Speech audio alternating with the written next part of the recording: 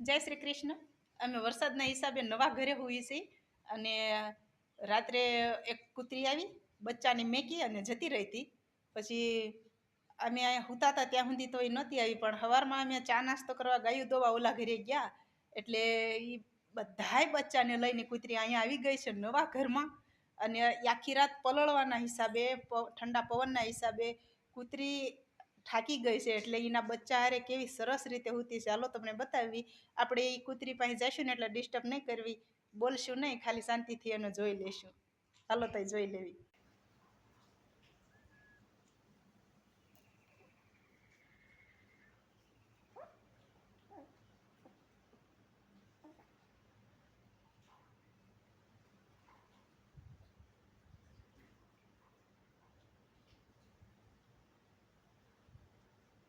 જોયા ને કેવા લાગ્યા?